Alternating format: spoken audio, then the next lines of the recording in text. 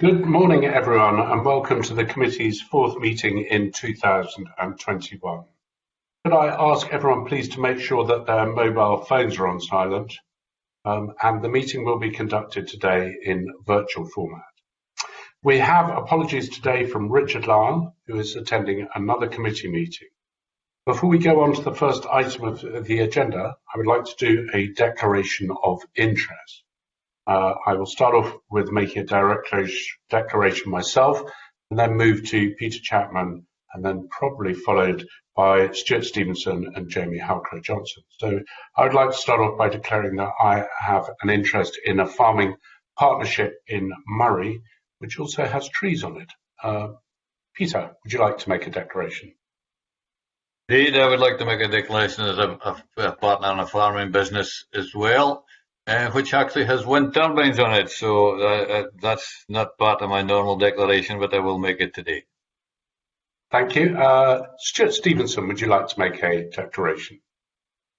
Thank you, Convener. I'm the joint owner of a very small registered agricultural holding surrounded by someone else's trees, which are currently being cut down. Thank you, Stuart. I noticed a bit of envy there. And Jamie Halcrow-Johnson.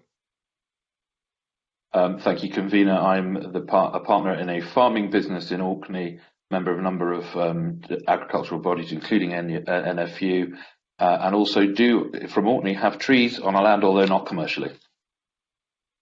Thank you very much, Jamie. So the first item on the agenda is a climate change and evidence session. This is evidence in relation to the Scottish Government's Climate Change Plan Update 2018 to 2032, with witnesses from across agriculture and the forestry sector. This forms part of a series of evidence sessions that the committee is taking to inform our response to the update to the climate change plan. There are a few witnesses. I'd like to welcome Ruth Taylor, the Climate Change Policy Manager from NFU Scotland, Sheila George, the Food and Environment Policy Manager, WF Scotland, representing Scottish Environmental Link, Professor Deb Roberts, Deputy Chief Executive and Director of Science for the James Hutton Institute, representing Safari, Arena Russell, and I hope I've got that right, Public Affairs Manager for Woodland Trust Scotland, Stuart Goodall, the Chief Executive for Confor, Robbie Kernahan, the Director of Sustainable Growth Nature Scotland, Nigel Miller. I apologise, Nigel, I got you wrong already.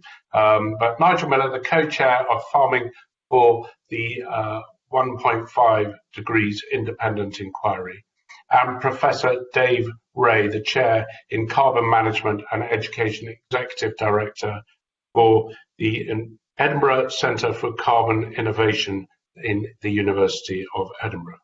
Now, we will move to questions, and I would just say to the committee members, if you could direct your questions, your opening questions, to a specific person, that would help me.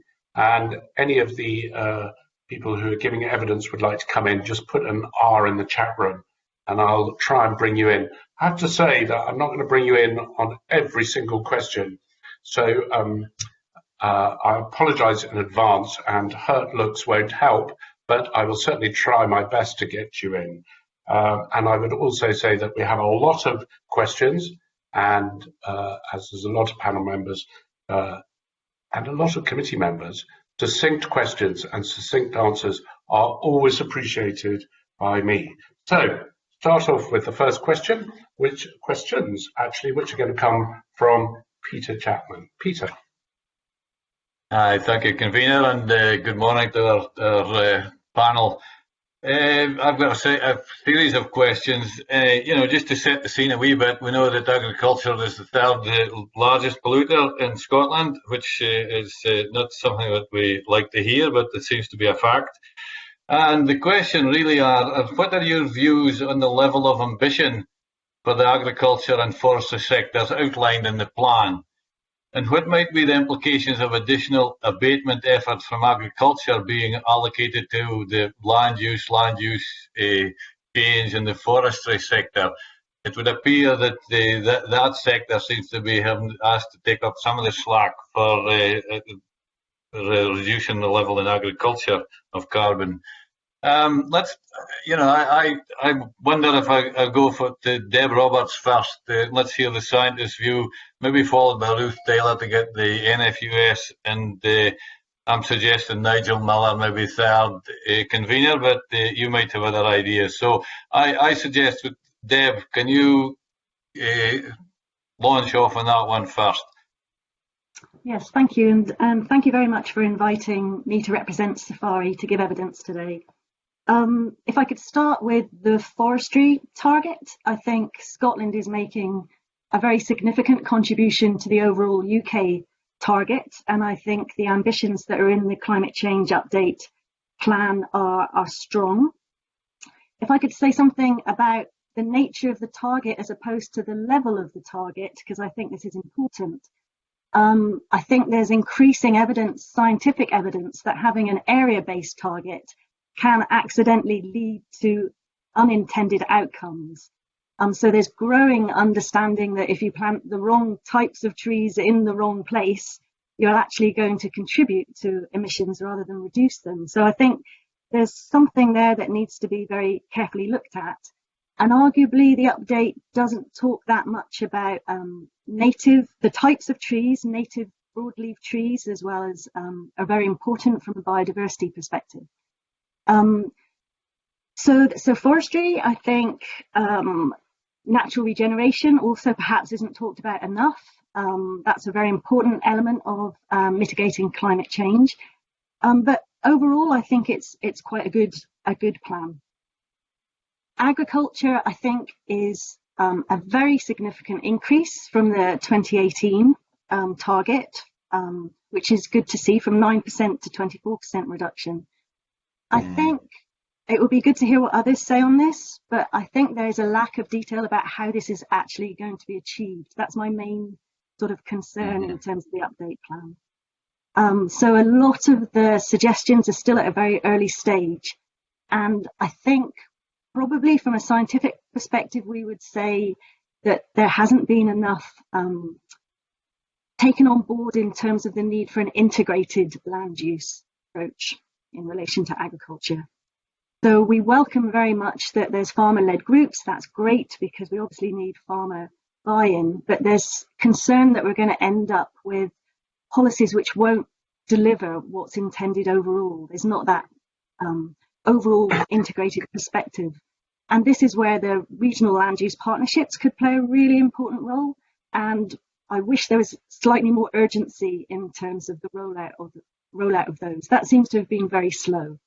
So that's my initial take. Can I just ask you one specific one? I mean, until today, I always thought that the LULUCF part of the equation was going to be a carbon sink. We're now told that it's actually going to be a net contributor to CO2, something in the region of 2.3% of CO2 coming from that sector, mainly because the thinking is that the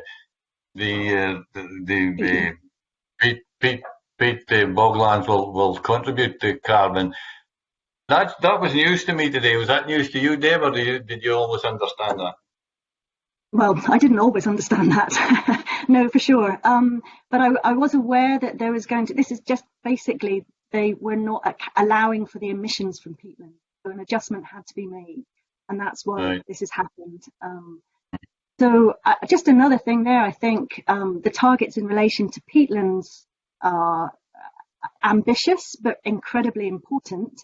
But they tend to be focused on sort of the large peatland blanket bog areas. And I think there's perhaps more in terms of agricultural, small peatland areas, peat bogs on farms that could be sort of taken into account. I think there's still a lack of understanding of the potential there. Yep. Okay, thank you. Peter, I think we'll try and bring in Ruth Taylor, followed by Stuart, and see how we go on those. So Ruth, would you like to have a go on the agriculture side?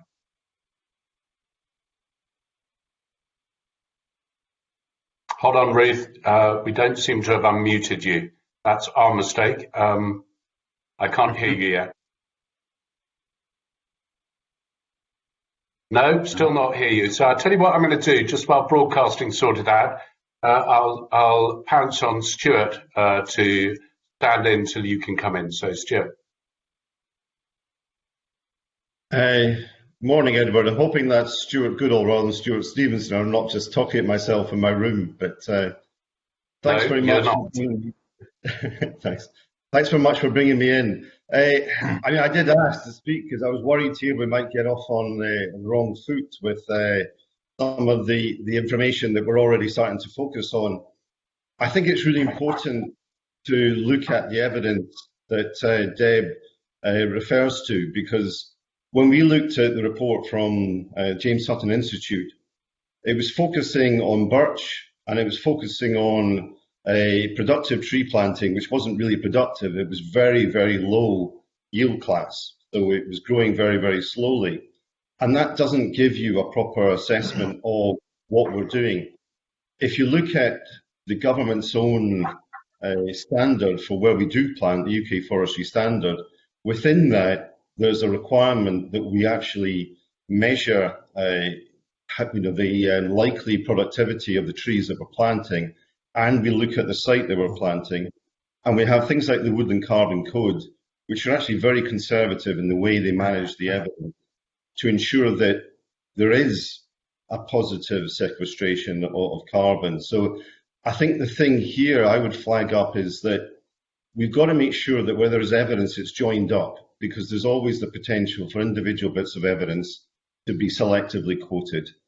And to come back on the point that I certainly agree with Deb on, which is, if we're going to approach this and picking up on the theme of what Peter has said, we need to have a joint approach in policy and delivery as well.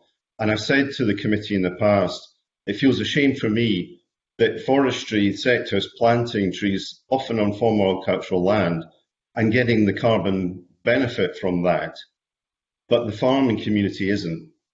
When actually, if we look at this as an issue of land use, then we should be looking at the benefits of that tree planting for the rural community as a whole, not just allocating it to forestry. And that's not me just being selfless. It's about reaching out to the farming community and farmers to feel that they're benefiting from this work, not being pushed aside. Okay, perfect. I'm going to try and bring Ruth in now, and then Peter, I'll come back to you for another question. Ruth, you're logged back in. Over to you. Working now. Can you hear me? We can hear you. Okay, second to third time lucky. Okay, so thanks, convener. So in terms of ambition, what's included in the climate change plan update, there is obviously a lot of ambition for agriculture, as Deb referred to. I think it's important that we remember that the sector's made a lot of progress since 1990, but I suppose the recent kind of plateau of emissions between 2017 and 2018 shows that there's a real need for action across the board if we're going to move towards the targets in the climate change plan update and also contribute meaningfully to the targets that have been set nationally. We really believe that ambition is important and we're committed to being an industry leader on this, but we do believe that the targets need to be matched with deliverable policies that are clearly communicated, and that needs to be matched with support as well for the sector. This isn't going to be possible if we're just left by government to do it on our own. In terms of abatement effort being allocated to LULUCF, I kind of came back in towards the end of what Stuart was saying, and I hope I've understood the context. So I'm not about to agree with something that maybe I don't, but in terms of the farming community not getting benefit and this not being allocated and people feeling that they've been pushed to the side, I think that's something that's really, really important and needs to be remembered. There's huge concern amongst our membership that the recognition of the action that they're taking on farm isn't being recognised, and I think it's really important that we don't and we shouldn't underestimate the role that this plays in motivating people to take further action.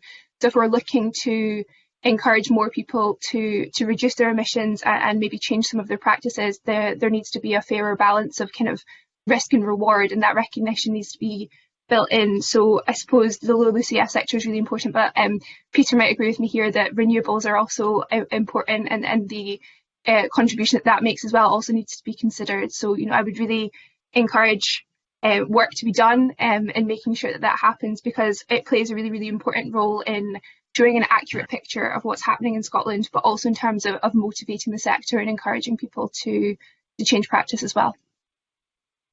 Thanks, Ruth. Peter, back to you.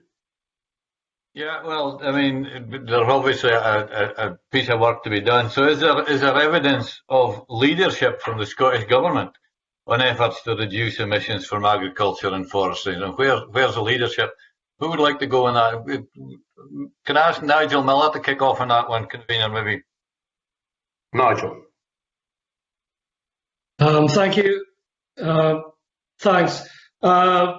Yeah, I think your leadership is quite difficult. I think that the plan, in some ways, must be commended because it's trying to be consensual and use input from a diverse number of stakeholders and farmer groups, and that must be positive. But in some ways, I think leadership is needed, and not just leadership from government, but leadership from in a cross-party sense. Because if farmers are going to make real changes to their systems and make big investments and really look to the future, they have to have some sort of confidence that these changes are actually in the right direction and they're actually going to underpin a sustainable business in the future. So I think it's a cross-party issue. And I think there's some key things. I think Bruce kind of mentioned it. Farmers need to be sure that they're going to be rewarded for what they do. And that means really looking at the way we audit farms. And the inventory for agriculture obviously focuses on emissions. In reality, things like farm woodlands, sequestration areas, sequestration of soils, land use changes, renewable energy, these all come into agriculture. So it's got to be a compound. Agriculture's got to be viewed in that way and judged in that way. And farmers have to have that confidence. And I think also farmers have to have the confidence that there is a realistic baseline. At the moment, we don't know what's on farm. We don't know what sequestration assets are. We don't know what biodiversity assets are. And we have a carbon accounting tool in AgriCalc, which in many ways is progressing really well. And the latest iteration looks quite exciting, but it doesn't actually, it's not the whole deal. And we need a mapping exercise to find out what's on farm, to define these sequestration and biodiversity assets, and then have an accounting tool which actually takes into account. And I think if you look at some examples we've looked at on particular farms, especially quite large farms, your woodland areas have probably been underestimated by about 50% on some farms, because all that's taken into account for the counters are areas which are under management for agricultural or forestry schemes. The older woodlands and the other more natural woodlands are ignored. They're counted as ineligible area. Hedges aren't counted, things like that. We don't look at wetlands. So these fall out. And as I say, when we actually go through a sort of manual exercise, we can double the sequestration on some farms. And if we look at AgriCalc 2, which is starting to look at soils on some of the larger farms in permanent pasture, a 20% reduction in overall emissions because of sequestration soils. So we've got to get this right so farmers have the confidence. And we also need leadership and targets. Yeah, we know we've got to go to net zero by 2045, but what does that mean for farmers? In reality, we've got to come up with emission targets. So that in the next phase, maybe we've got to reduce our emissions by 25 or 30%, that sort of area. And in another phase, next phase, we've probably got to look at individual gases and reduce them again by 25 to 30%. And we need solid targets, and we need a vision of what farming is going to look like.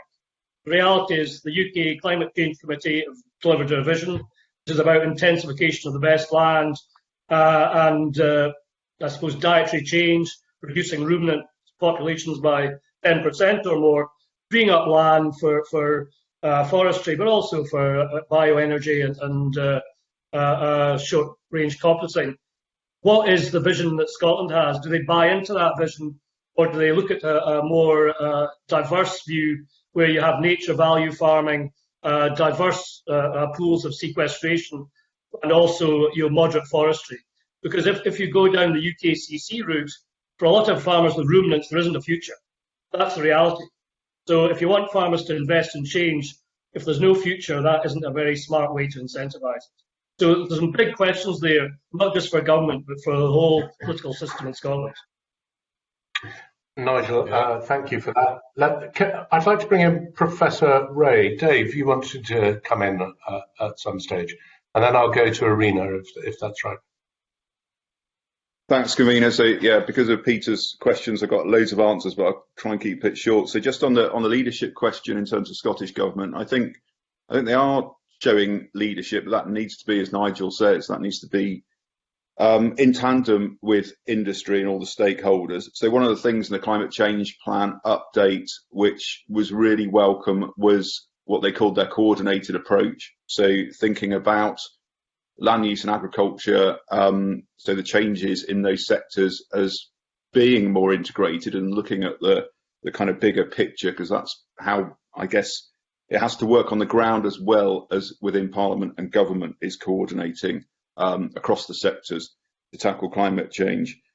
I guess one of the things for me that's been mentioned already is it's really tempting to fall into the silos in terms of the sectors and how we report emissions. And a couple of speakers have already mentioned how in agriculture, our 24% reduction target, you could say, well, that's much less than the other sectors. But actually, when you look at how we report, this goes back to Peter's first question and the extra burden to get to kind of the 2030 target going on the land use sector. Actually, that's not representing trees appearing on farms. It's not representing peatland restoration on farms. So it's actually, if we have substantial amounts of that, we need to make sure that the farmers are rewarded for that, and it's not just our farming's not just not doing enough because of the emissions reporting. So I'd support other speakers in terms of making sure we represent that. Yes, we have to report internationally through these sectors, but actually in Scotland we know it's more nuanced than that in terms of what happens on the ground. The other thing very quickly I wanted to mention was to support Nigel's point about baselines. Hopefully we'll come back to that, because I think the conditionality around data collection and provision, that really needs to be looked at before 2024. That's something we can get going on fast. We need to. And finally on peatland, so they were mentioned, they've really given the civil servants, I think, a massive headache for this climate change plan update, because that's a huge addition to the inventory. The emissions are already there, but now we're going to count them. And the key thing there is we've got an ambitious plan in terms of peatland restoration, 20,000 hectares a year. We are nowhere near that. We're at about 6,000 hectares a year. So this is a significant source of carbon in our landscape, which, certainly we need to hit that 20,000 hectares as soon as we can. And that has to be something which needs to be unblocked in terms of the barriers to upping the area rates per year for peatland restoration. Okay, thank you. And I'm going to let everyone come in just so they've all had all the witnesses have had a chance at this first lot of questions. It may not happen again like that, but Arena, have I got that pronunciation right? I'm struggling to make sure that I don't offend you by getting it wrong, but you're next. Well, that's fine. You pronounced it perfectly. Thank you. Thank you, convener, and good morning, everyone. I'll just comment on the question on the leadership from Peter Chapman, and I'll just make 3 key points on that, just in the interest of time, but I will hope to comment on the forestry and LULUCF sector later as well. But I'll focus on the one question for now, and the 3 key points would be that we know our CAP replacement is due to come in around 24. That is a little bit late, and we do have a lack of clarity on what will happen in this transition. And we've seen in England with the ELM schemes, there's a lot we can learn from that. So in terms of agriculture needing to kind of respond to the climate and nature emergency, 2024 is a little bit late, and the lack of clarity in agriculture in this plan is not really very beneficial, particularly for things like agroforestry. We know that's one way we can support farmers to absorb carbon on their farms and also to increase their productivity on the farm. So we know that my second point is on the forestry grant schemes for agroforestry. These are not suited. We need to see well-planned agroforestry benefits, including timber, biomass, but you need shelter for your livestock, you need a business resilience, crop water efficiency, and the current forestry grant schemes need to be changed. I think a key policy that could be part of this climate change plan update would be to address the forestry grant schemes for agroforestry. We know there's appetite out there. It's just the scheme is not really suited for increasing farm productivity and supporting well-planned agroforestry.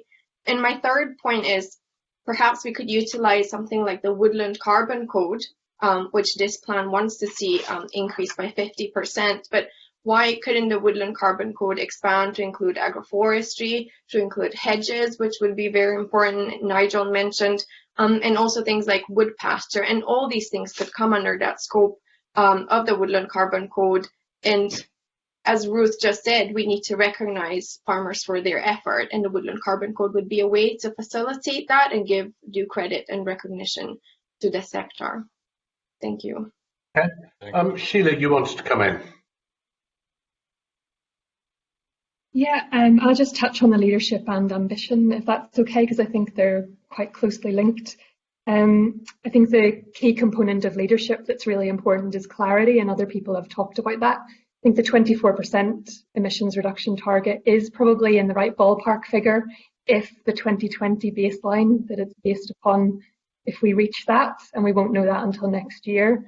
And the key thing is that if we don't reach that 2020 baseline, then the cuts are going to have to be deeper.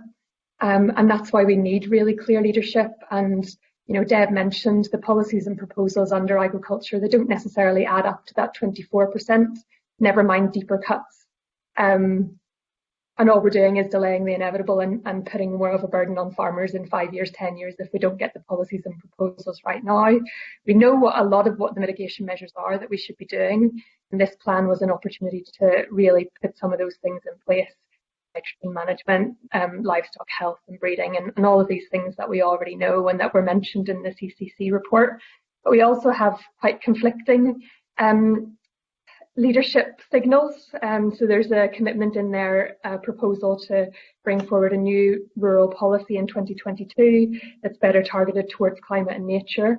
But in this year's budget, we had a 20% cut to agri-environment climate schemes, which are the only component really of the current system that delivers climate and nature outcomes.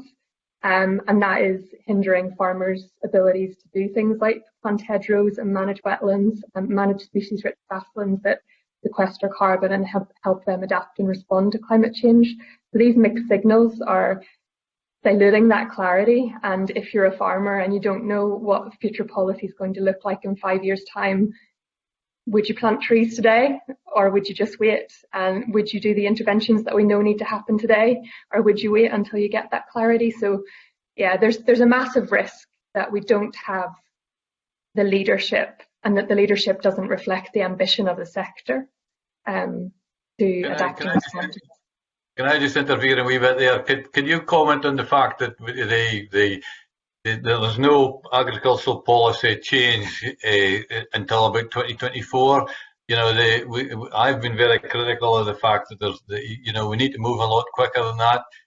The Fergus Ewing says nothing much is going to change between now and 2024. Arena touched on that. Can you just reflect a wee bit on that, Sheila, as well?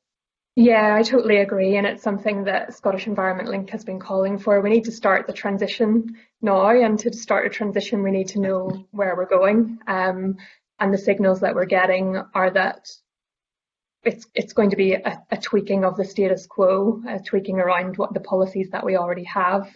There are some good signals in the climate change plan that will have an increasing conditionality on greening, but I think that's only acceptable if it's seen as part of a transition. That can't be the end point. So if we add more conditionality to greening, whether that's better soil testing and carbon audits and all of those things, that's great, but it needs to move towards something more significant and a more significant shift towards public money for public goods as a larger chunk of the whole system. So Scottish Environment Link last year published a paper that outlined what they felt future rural support should look like, and we can share that again with you if useful. But it sets out kind of a hierarchy, and the bottom hierarchy is we need to tighten up regulation, And that's quite light. The climate change plan's light on regulation. It focuses very much on advice and engagement and discussion. But there are things that we need to strengthen in the regulation. We need full farm plans, and Nigel mentioned that. Then we need non-competitive payments. So things like sustainable land management payments and support for specific farms, and then the competitive payments that deliver specific species and habitats interventions and ecosystem management. So tweaking the edges of what we currently have is not going to get us to net zero, and we need to start the transition. Sheila, I'm going to go now to Robbie from Nature Scott, or SNH as I used to know it, but you're now Nature Scott. Robbie, off you go. Morning, thank you, convener. I think just by way of opening statement and responding to Peter's question about LULUCF doing some of the heavy lifting, I think it's really good news that we're actually seeing the importance of land use coming into greater focus, but of course it's really difficult to differentiate between agriculture and land use, because as often as not they're intrinsically linked as one and the same. I think for all forms of land use, whether we're talking agriculture or forestry or peatland restoration, the importance of an increased recognition about the importance of soil health and the value of organic soils, the resilience of which are fundamental to managing impacts of changing climate are good news. Also that climate and nature as a coupled system being increasingly recognised, I think we would obviously see the benefits of that. But coming back to ambition, I think we all recognise that we do need greater urgency and focus if we are going to hit these targets for woodland restoration and peatland restoration, as we've heard. They are challenging, they are ambitious. Achieving reductions in agriculture, we know, will take a little bit of time because of the complex set of interactions between consumers and producers. That requires a system approach from what we eat and drink and how it's produced through to how we prepare it and supply it and distribute it. So I understand, I think we understand the need to give a little bit more time for agriculture. But I do think we want to ensure that everybody understands this is an emergency, and whilst we must not convey a sense of panic, we do need to try and get some clarity and provide some of the direction needed by way of leadership on land use issues, of course, but agriculture too. Okay, I'd like to go back just to Ruth on the issue of future policy for farming, and I'd like to try and bring Sheila in on that as well, because that was sort of a question posed by Peter, and then I'm afraid we're going to have to move on, Peter. The first three questions have taken half an hour, so I've been generous with time, but I may have to rein you in a bit as the morning goes on. So Ruth, briefly, followed by Sheila. Yeah, I mean, I would just like to make a really brief point, and I in the interest of time, but also I don't suppose there's a real need to kind of labour the point. I think everybody who's spoken before me has been really, really clear that in terms of future policy, we need that to be clarified urgently, and the sector does need direction. It goes back to what we were talking about before in terms of leadership. NFUS are very willing to play a leadership role, and Nigel touched on the importance of us all playing a role in leadership and cross-party and across Parliament. But in terms of what we feel real leadership looks like is setting out that direction and giving farmers time to plan and adapt. And I'd just like to reinforce as well what Sheila said prior to me coming in terms of that we do just really need this clarity on future policy now. Sheila, do you want to just add anything briefly before I move on to the next questions? Yeah, it might come up a bit later, but I think that the production side is only one part of the story as well, and we need integrated food policy. We need whole food system policy. The Good Food Nation bill would have provided that framework, and unfortunately that was delayed, but we'd like to see that come forward this year.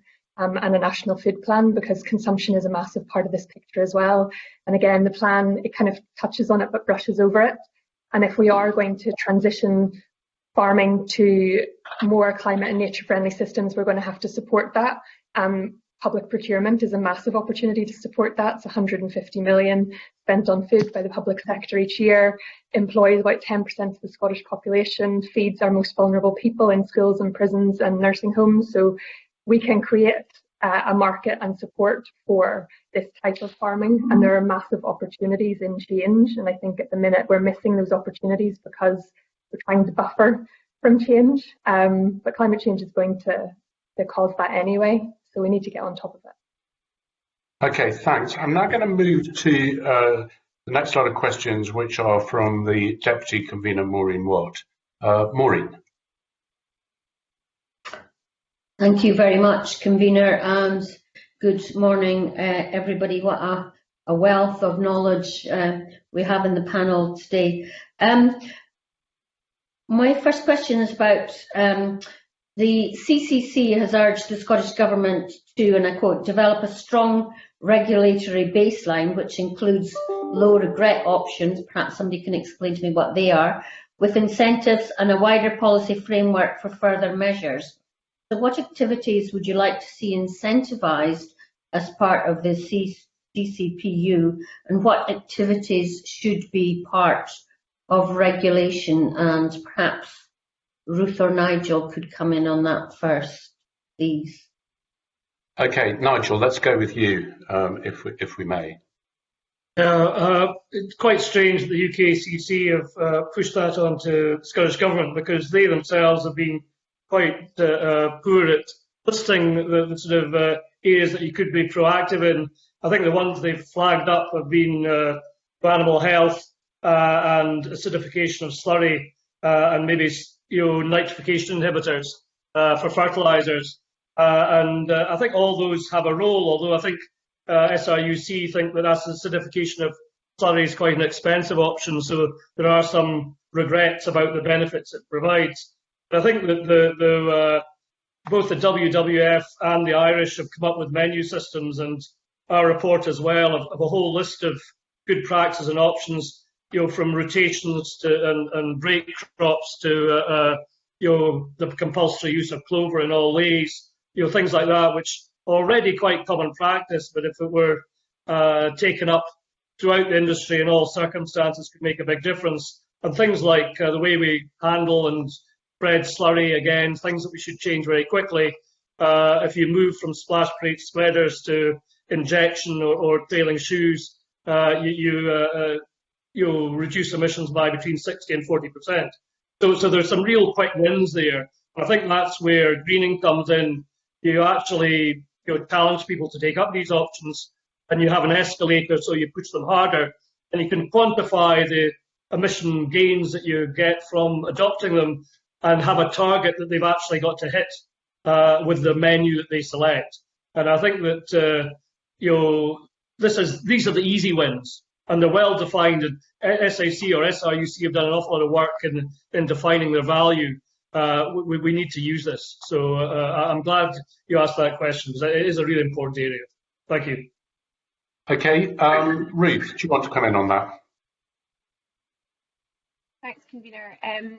Just to reinforce what Nigel said, I think giving a menu of options to farmers is really important. In our Steps to Change document, we've kind of listed a range of environmental measures that we would like to see identified, and a lot of those are have kind of been listed by Nigel. So animal health, slurry management, cover and catch crops, soil health, nutrient management plans. Nigel also touched on spreading of slurry and how that's done. The Scottish Government are currently consulting on that, and I'd be happy to share our consultation response with the committee once that's been submitted. I just want to touch on the point that you made as well about regulation, and we would really caution and encourage Scottish Government to give the sector time and space to adapt with the obvious recognition that we're in a climate and nature emergency, but it would be wrong and I think dangerous to overburden a sector or to kind of create additional costs for a sector where most farm businesses on average are losing about £9,000 a year. So we need to ensure that while we are reducing emissions, we maintain productive and profitable farm businesses. Maureen, do you want to come back with another question or push anyone else on that? No, that's fine. I suppose my worry is about how we, feed this down to farmers. I don't know if any of you were on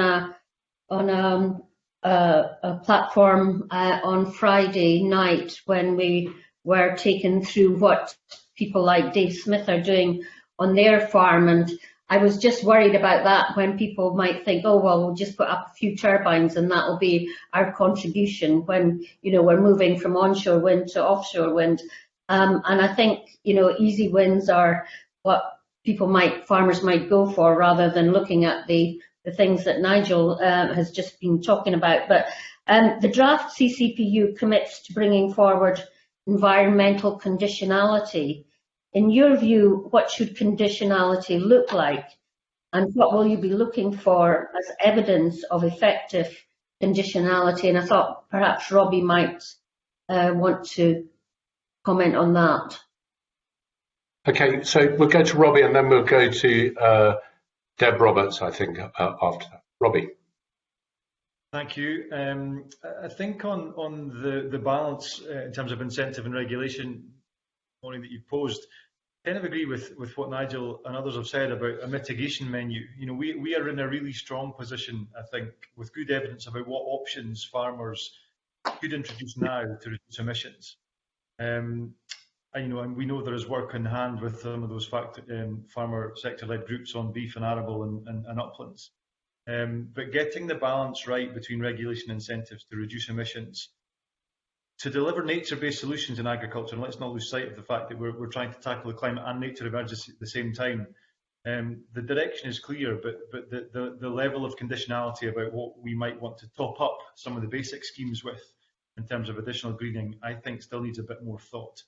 We're doing quite a lot of work just now looking at how best to deliver those outcomes without necessarily the same level of prescription or bureaucracy that we might have seen in previous schemes. And I think we're getting some quite good feedback about those outcome-based pilots that we're doing, because ultimately I think that's what we're interested in, is making sure that we actually do see those outcomes both on climate and nature. So I think there is still quite a lot more work to be done, but we are, through the farmer-led groups and our outcome pilots, learning quite a lot as we go, but we do need to keep the pace up, as I've said previously. Deb, do you want to come in on that? Across your questions, Maureen. Sorry, we don't want to cut you off. We missed the very first few words, so go rewind and off you go again. Okay, it was just I'm going to try and link your questions, Maureen, a wee bit. So on the incentivification, I think one thing should be pushed more is incentivising collaboration and cooperation between farmers. Because to deliver on climate change and the biodiversity challenge in particular, it's important that the best way of doing this is farmers working together, particularly in terms of biodiversity, because it matters where things happen in terms of networks and ecosystems. So I think more incentives for that element, which is inherent in the ALMS system that's being developed down south, I think that would be quite good. And I'm not really seeing that at the moment. I'm also I wish they would incentivise more on the, I guess it's linked to that, the large scale restoration project side of things, because it is transformative change that's needed at the moment if we're going to meet the targets. So, and there's ways of investing in natural capital that can really help in terms of the climate emergency and the biodiversity emergency. So one of the projects we've recently done at the Institute, in collaboration with local biodiversity action group, is we've re-meandered a stream that was straightened sort of 100 years ago, and it was a farmer that we've been working with. It's been a really interesting sort of action-based project, which is showing very visually the benefits of doing that in terms of flood management, but also biodiversity. There's already been a big increase in biodiversity. But the most interesting thing has also been how other farmers in the catchment have been watching that, have now wanted to become involved in that project. So I think it's building on these large-scale action projects which demonstrate really visually what can happen and what can change. In terms of the environmental conditionality issue, it's a really important question, because this could be done in a way which effectively does not deliver what we want it to deliver in terms of additionality. So it all depends on what the conditions are. And at the moment, that's not clear. So it's got to actually deliver positive outcomes, as Robbie was saying. Otherwise, it's income support, which you can argue that there's a case for supporting the income of farmers, but it will have other implications as well in terms of transitions. So it's a really big, important question, which I think the other issue which Sheila raised as well is this a transition mechanism? So are we giving payments that are conditional on environmental good practice, but as a transition towards a longer term situation, which is outcome? So it's a really good question.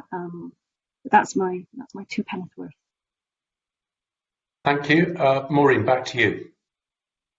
Yeah, I just think it's just a huge dilemma, you know, to have food security and grow as much as we can ourselves well, and meet all our climate change targets. I can see why a plan's taking ages. But I was going to come to you, Deb, with my next question. I mean, the plan proposes further research, demonstration and exploration into a number of topics such as agri-tech, precision farming, nitrogen use, which Nigel's already mentioned, crop varieties and feed additives. Are these areas where we continue to have research gaps, or are there areas where further research is required which are not discussed in the plan? And can I say I miss being able to come to the James Hutton Institute in my constituency to get updates on these things, which I used to do regularly before COVID. So I'm assuming that you want to go back to Deb Roberts with that one, do you? Yes, please. Okay, can I just say before we do, I've been very relaxed about timings. I'm now going to have to start tightening timings up, and I will give you a warning when I'm going to cut you off in the chat room. If you choose to ignore that warning, you will find yourself cut off. So consider yourself duly warned. But Deb, over to you. I don't want to stifle your input. Okay, thank you. The update plan does mention a lot of areas where science is and can continue to contribute, I think, to the changes that are going to be required, both in agriculture and I think in forestry, in terms of not just developing new technologies, but also new, more integrated approaches across whole farms, really important, but also supporting the uptake and behaviour change within. So that's just as important. So there's no point developing technologies which no one's ever going to take up. So having that sort of social as well as technical perspective is critical. The one area that I think is slightly underrepresented, but which is going to be really important, is in terms of science helping with the monitoring and the evaluation of changes that take place. So at the moment, as Nigel was saying, we don't really have a very good understanding of the baseline. I think we're developing science very rapidly which can provide that, which can measure and monitor greenhouse gas emissions, which can measure not just soil carbon, but soil health more broadly, which is important as well. And can you evaluate and monitor change over time? So that's a really, I think, important part of science going forward. And more generally, the use of data. I mean, science is just benefiting hugely from the greater availability of data from all sorts of sources. And farmers themselves can help provide the data. And if that's going back to your other question, good practice would be to incentivize farmers to provide good data for us to help monitor and evaluate changes that are occurring. And there are policies in Ireland, for instance, that do that, which are really good at getting farmers to help themselves, but also us in terms of the monitoring. Okay, thank you. Maureen, I wonder if we should consider going. What about going to Stuart Goodall? Stuart, do you want to comment on research and development? Thanks, Edward, and thanks, Maureen, for the question. I mean, I commented earlier on about the danger of there being disjointed research, where we have somebody researching what could be seen as the carbon benefits of tree planting, but looking at trees which were actually very low productivity. So in the evidence that we looked at in question, the productivity was about what we would score a 2 or a 4 per hectare, whereas we're seeing trees now regularly producing score of 20 or even as high as 40, which means we could be 1,000 or 2,000% difference in the way we calculate these things. And I think the lesson I take from that is that it's great there are more organisations like James Hutton Institute which are taking an interest in forestry as part of land use and how it delivers on carbon and other objectives. And we want to encourage that, but the plea we would make is that really needs to be joined up, because the danger is that in an emerging area like tree planting, carbon, wider benefits, people will latch on to something. They will latch on to an outlier piece of research and potentially take that as being the key piece of evidence.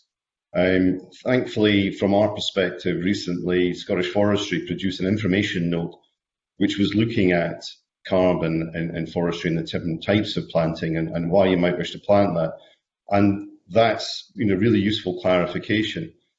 So I would encourage Scottish Government to be setting out very clear guidance to the research community about what our future policies are, what we're looking for, and how research can help inform that in a joined up way, because otherwise there's a danger we'll start tripping ourselves up. Okay, Dave, do you want to come in briefly on that? Yes, please, Convener. I mean, really, just to remind everyone what an amazing basis we've got for research generation, for good evidence-based policy in Scotland. So James Hutton's been mentioned, obviously SIUC do loads of relevant work in terms of what Maureen was talking about. We've got Climate Exchange as well, providing what I think is a great research base for a lot of this. I guess our universities and colleges have a role there in terms of research and development for this transition. They have a massive role, and hopefully we will have a bit of time to talk about this in terms of the capacity building for the sector. So training the next generation of foresters and farmers, as well as upskilling where it's required within the industry. So that needs a lot of attention.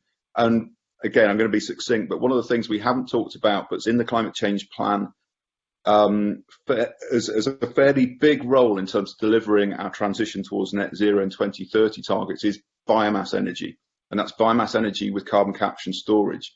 Now, there's lots of lines in there about research being required and new groups being set up. But if we do create a lot of biomass energy, then that is going to use land, and that's going to compete with some of these other uses of our land. It's a finite resource. So that is an area where, yes, we definitely need research, but we need to live up to that coordinated approach, that narrative that's in the climate change plan update about saying, right, biomass energy, yes, it's producing, electricity or heat, but actually it's coming from the land, and it's a trade-off in terms of how we're using that land. So that definitely needs to be in the mix in terms of research, but also integrated policy. Thank you. Maureen, do you have a follow-up to that?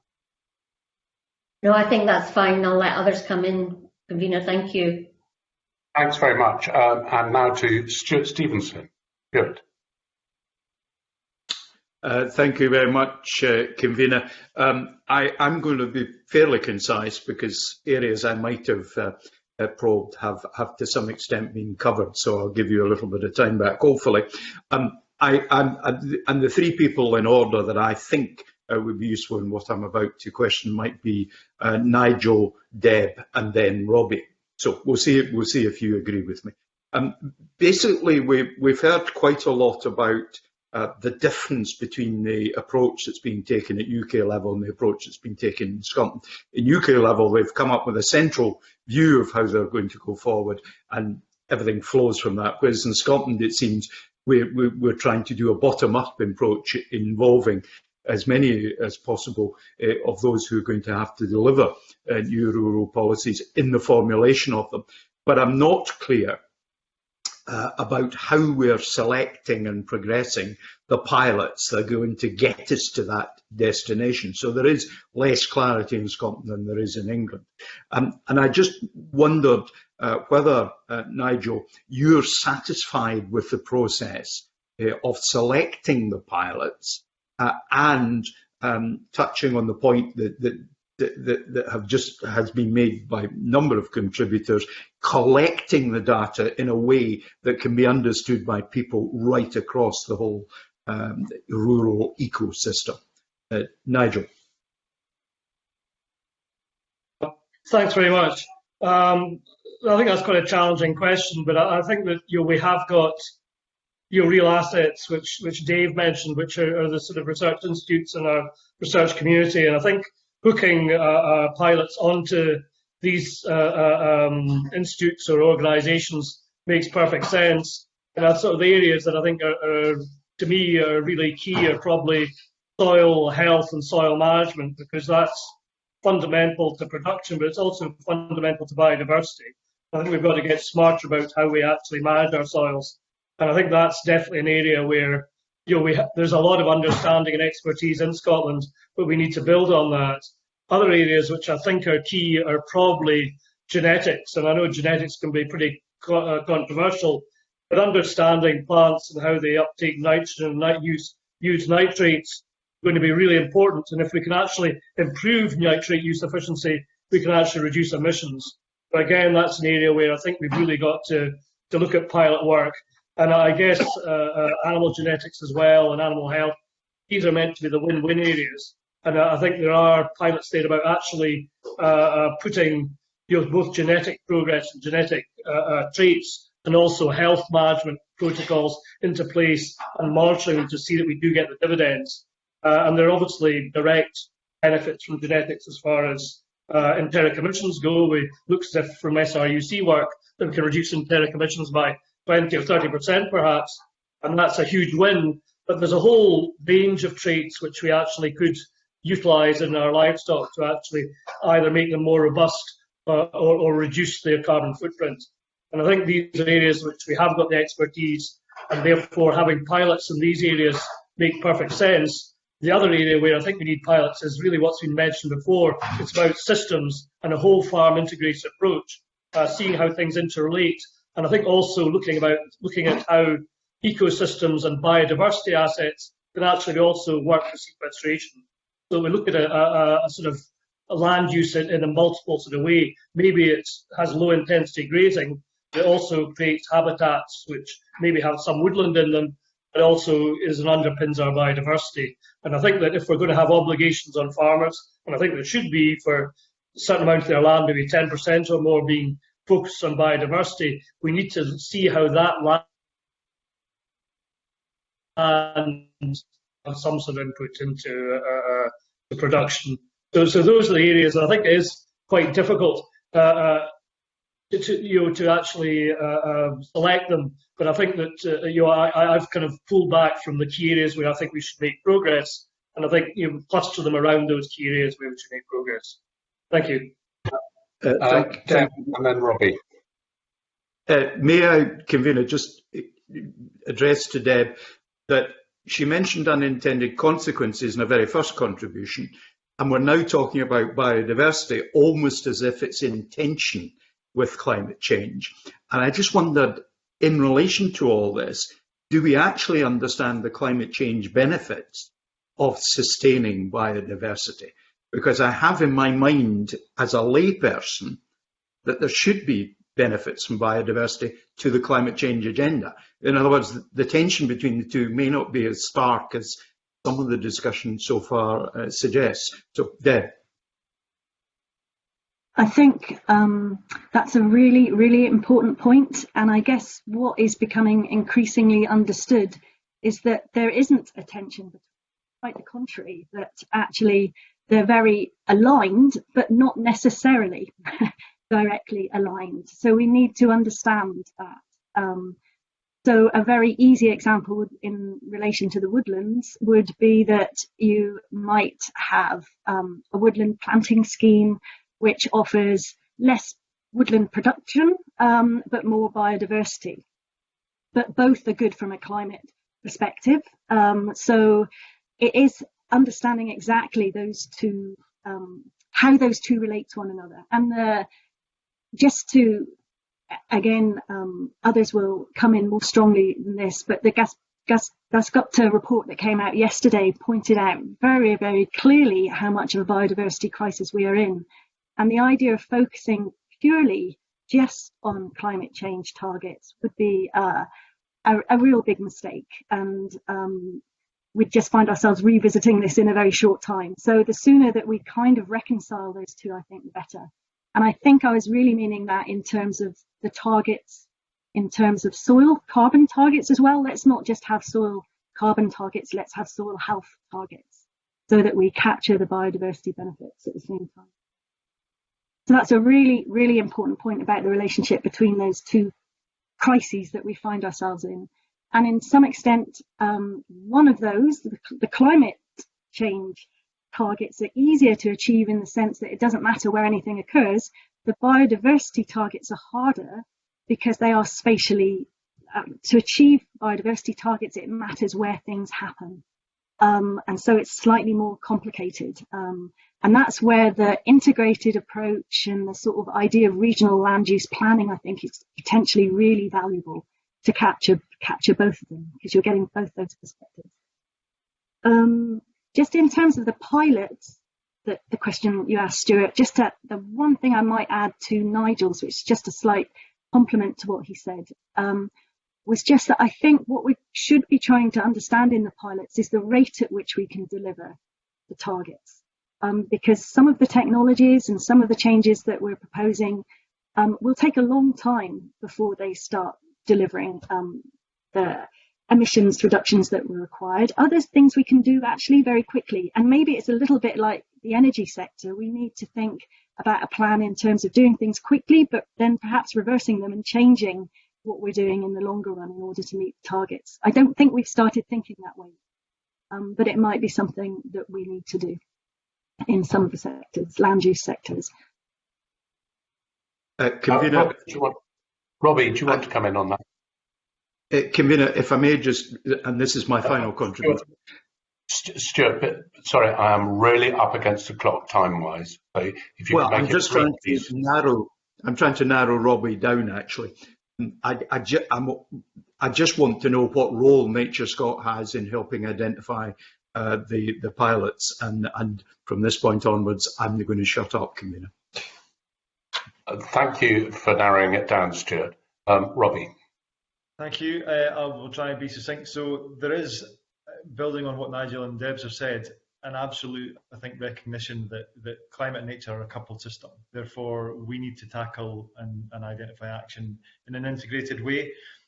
The work that we're leading in terms of piloting some of those outcome-based approaches, doing exactly that. We're looking at 7 different areas, different farming systems, to try and identify and clarify the outcomes that we want, what metrics we really need to gather to inform how successful we are, what measures, and a lot of that needs to be well understood by farmers themselves. And again, focusing minds a little bit about simple things that farmers can do. Improving soil health, Nigel mentioned, so reducing soil disturbance, keeping soils covered, maximising crop diversity, connecting field margins, protecting and enhancing permanent areas, and creating new nature-rich habitats. All of those things are the nature-based solutions which will help nature and help tackle the climate crisis. And I think the one thing I would mention, which hasn't really been noted yet, I think a big challenge of achieving that is actually about that just transition point, because we need to find a way of directing that support schemes and funding to expand woodland, to restore peatlands, to deliver nature-friendly farming solutions to those that are actively managing the land. So that's tenants and farmers and crofters. And I think some of that might become a little bit more challenging when we also begin to introduce private finance, that blended finance approach to money, which will become from government too, but we know we can't do everything with public funding. And there is an increasing interest, I think, in private investment in some of these nature-based solutions. And that will start driving decision-making, I suppose, as we see carbon markets emerge and evolve. So that's something which I think we need to keep an eye on as well, to make sure we do produce schemes that can work hand in glove with private investment, because there's quite a lot of interest in this as an area too. Okay, thank you, Robbie. We're going to have to move on, I'm afraid, to Emma Harper's questions. Emma. Thanks, convener. Thank you. Good morning, everybody. Found it very interesting so far, user. Obviously, there's so much support available to engage and help and support farmers and crofters out there, and obviously you're all a wealth of knowledge is what we have here in front of us. I'm thinking about what we need to do to enable farmers to make emission reduction possible, and I know that we've got Nuffield farming scholarships, so experts can help share information, and the monitor farms as well. So, and we've heard about data collection and monitoring and research and advice. So what do we need to do to enable farmers and crofters to change practices to make climate change mitigation possible? Let's go to Ruth to start with, Emma, and see from there. Ruth. Thanks, convener, and thanks, Emma, for the question. I think there are a whole range of things that we can do to enable farmers and crofters, and I know other panel members will want to come in on this as well. Firstly, I think we should encourage the Scottish Government to build on existing knowledge transfer, particularly those that facilitate peer-to-peer learning and peer-to-peer knowledge transfer. We've been very supportive of programmes like Farming for Better Climate, and you touched on the monitor farms and Nuffield scholarships in your question. I think the second thing that we need to do is, and it goes back to some of the responses we had on research, is we need to be carrying out the research, but we also need to be communicating that clearly and translating that and making it available to people and to practitioners, people who are managing the land, to farmers and crofters. And I think there needs to be a lot of work that goes into making sure that we're all speaking the same language. It's very easy for us to come along to committee and speak in the policy language that we tend to fall into. And I think we need to be cognizant of that when we are communicating with the sector and with people who have a lot of other things going on.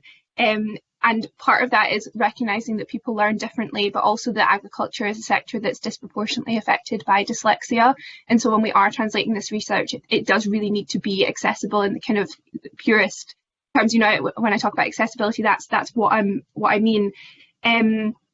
I also would like to just touch on the recommendations from the Climate Emergency Response Group, which highlight that we need to invest in training and employment of advisors. And I know the Farming for 1.5 panels discussed that, and the report touches on that as well. And my final comment on enabling measures, providing advice, providing training, is that receiving advice needs to be a kind of two-way knowledge exchange. And I think policymakers and people like me as well would do it would be very helpful for us to continue having a discussion around what works and what doesn't. I think that's essential to make sure that we are giving people the advice that they need, that they want, and that people are actually using it and engaging with it. Deb, would you like to come in on that? And then I'm going to bring in Dave briefly. Yeah. Thank you. I don't have very much to add. Just another point, I guess, would be something which we've mentioned previously, which is the importance of certainty in terms of the policy environment. So as long as there is uncertainty, it will restrict change, especially when you're asking farmers to do things like agroforestry, where they're committing a change in their land use for a generation, which is completely against the way farmers tend to think. They work on a completely different timescale to that. So certainty in the policy environment is the only thing that I would add to really what Ruth has said. Thank you, convener. Thanks, Deb. Dave, you wanted to come in shortly on that, briefly on that. Sorry.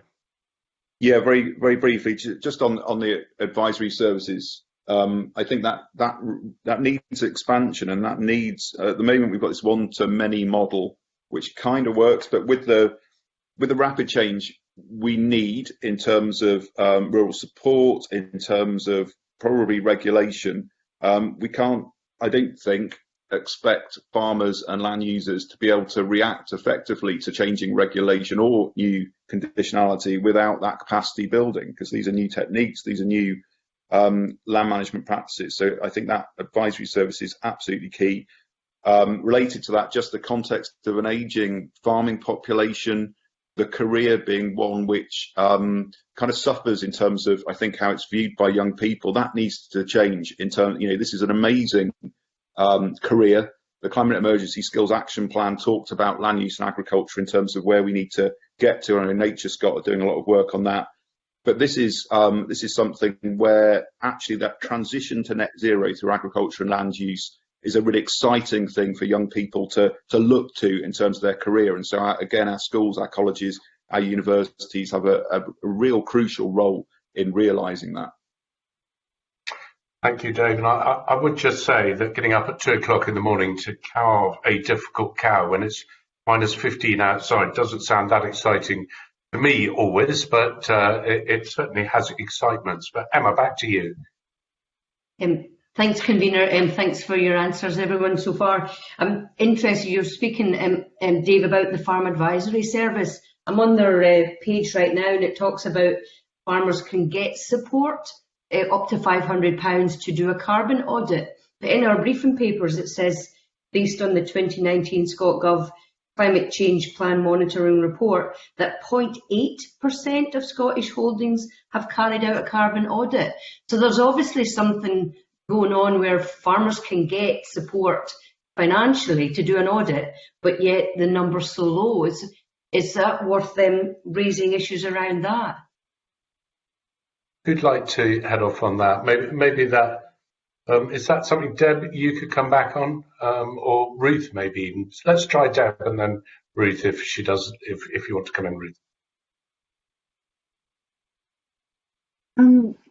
Well, I haven't got much to add apart from the fact that, I mean, the sector is incredibly diverse. I mean, I can't think of a sector. So you've got over 60,000 holdings in Scotland. You've got over 600 types of soil that are being farmed.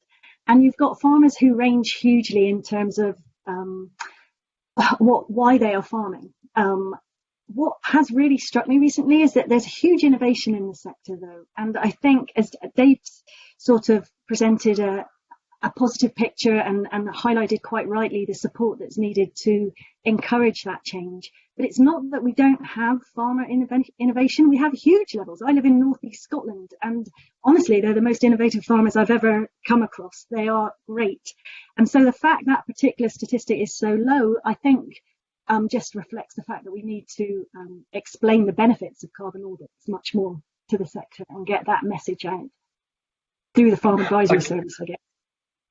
Okay, I'm going to go to Robbie because he might have some information on that. Robbie, and then to you, Ruth. Great, thank you, convener. And Emma, it's a really good question, and I do think it relates back to the previous conversation about what's conditional and what's voluntary in all of this, because I do think that there's an increasing recognition of the importance of having good baseline data for carbon and for natural capital, but we haven't necessarily required it in the past. I think we require it now.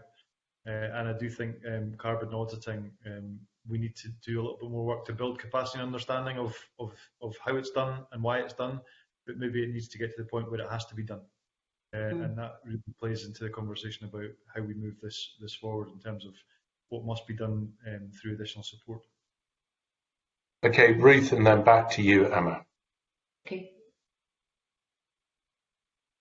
Touch on a couple of things that Deb mentioned and kind of reinforce those from my own experience discussing carbon auditing with some of our members. I think what Deb mentioned about explaining the benefits of carrying out a carbon audit is really, really crucial. But I'd also touch on some comments that Nigel made previously about AgriCalc and about the kind of continued work we need to do on improving these mechanisms and improving the systems, and that in turn will give confidence to people who, in using them. If they feel that the data they're getting is accurate and representative of what they're doing on farm. So kind of building that capacity of the tool, and also building the capacity of people to use it and to understand what the output is and how they can then translate it. So making it slightly more user friendly, I think, would go a long way. And also just touching on what you mentioned in terms of what's available on the FAS website and the grant schemes. I think we need to do a better job of communicating that that's available, that funding is available, because I would be interested to know how many farmers and crofters actually knew that funding was accessible. Thank you, Ruth. Emma, back to you. Okay, thanks. It's interesting. Deb mentioned innovative farmers in the northeast. I know many in the southwest as well. So it's innovation is obviously, it's huge, and I think maybe we're at a tipping point, and I welcome any innovation that's taken forward. I'm going to ask a quick question about what Chris Stark spoke about when he gave his evidence, and he said that there wasn't really a policy on diets, and I'm assuming it's human diet and not animal feed, but it says it's an important part of the strategy for large-scale land use change. So, and it's interesting when we're being told to eat less red meat, but what we maybe need to be told is eat meat that's locally produced, it's sustainable, it's our own grass-fed beasts in Scotland that's really raised at high standards. That's something that I am wholly behind. But what do we need to do to change the way that people's diets need to adapt, and do we need a specific policy for diet? And Emma, who would you like to answer that question? Well, usually, convener, you say whoever puts their head down doesn't you select them, but well, Nigel's definitely raised a finger. I don't know if that's holding his head up. Nigel, do you want to come in on that? I think I might be the last person. I might be the last person you want to really talk about. My diet and drinking habits are not to be copied. I think your diet is a big part of it. I think there has been a lot of question marks about land use and the way we keep livestock and the emissions that actually flow from that. I think your point is well made. I think that if livestock are part of a sustainable system which delivers multiple benefits, not just for the community and the economy, but for landscape and biodiversity, then that's a real positive, and you've got to balance that out. But I think for politicians and policy makers, there is a real issue about how we assess certainly ruminant livestock and whether we actually adopt GWP star as the metric rather than GWP 100. And GWP star, as you know, recognises that methane is a short-term gas, and therefore if you reduce gradually methane emissions, you can actually reduce the warming impact of your envelope of emissions from say Scottish agriculture. And I think that is probably an area we want to look at, and it's a political area that really needs to progress. I think the New Zealanders already adopted. Dave's more up to speed on that than I am, but it's absolutely crucial, I think, for the ruminant sector that not only do we look at managing it in a more sophisticated way and looking at how it fits into a whole system, but also looking at GWP star and how we actually measure the emissions. And that means looking at the international accounting systems and campaigning to get them changed. And I think on that basis, there will be a lot less pressure to move away from red meat and milk. Emma, just before I come back to you briefly, could I just ask a question really towards Sheila, if I may? I think cattle numbers in Scotland are at a 60-year low. There are less cattle around, and sheep numbers, having dipped, have taken a bit of a sort of plateau effect now. So we've got less livestock using the land that we have. Do you think they're all being used or being grown in the right place? Is that something that's important? And then I'll come back to you, Emma. So we know there are some areas that would benefit from reintroduction of grazing, some really important habitats that depend on grazing that are affected by undergrazing, and some areas where the grazing pressure is still too high. So yes, where it's like trees, we need grazing, the right grazing in the right place.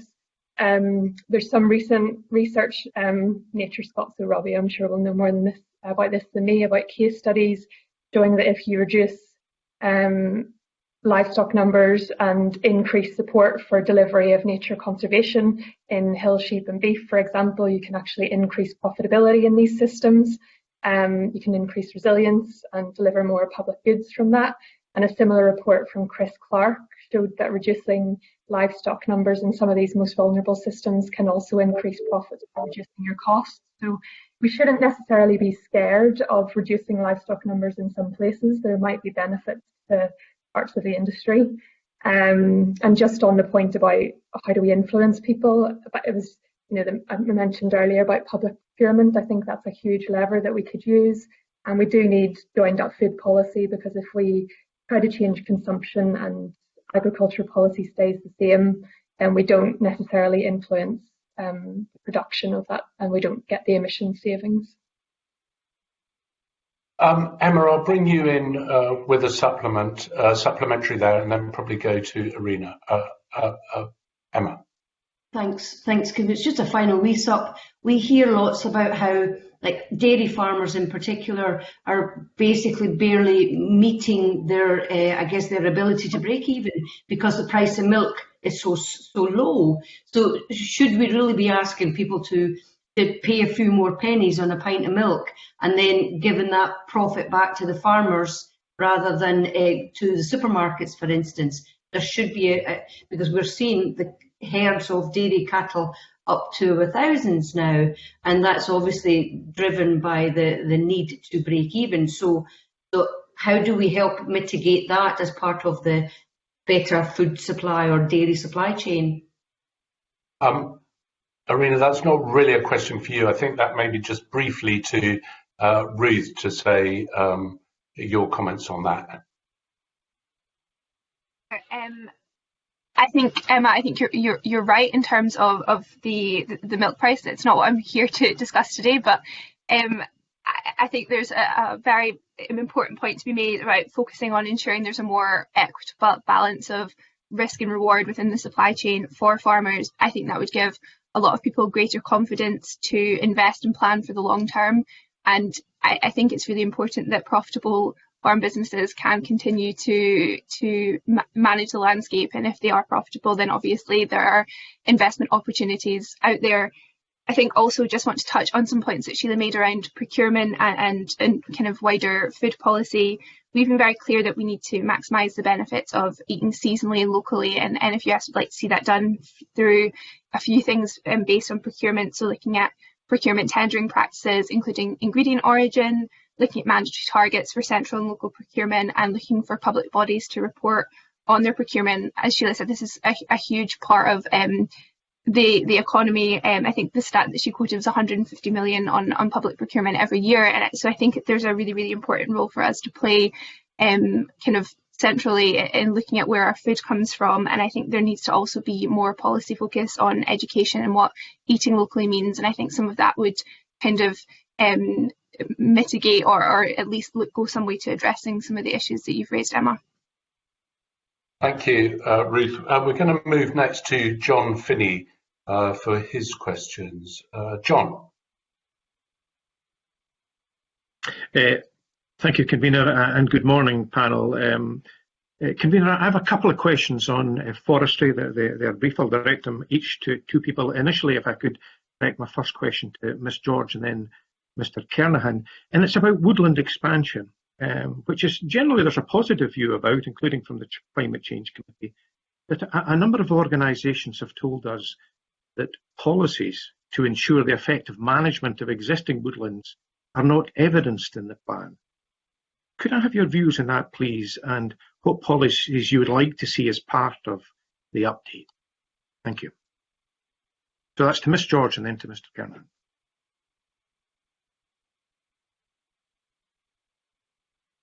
Irina's probably much better placed to answer this than Irina's probably better placed to answer this than me, but on the management question, yeah, I think there is a focus on planting, and planting is only one part of the story with woodlands.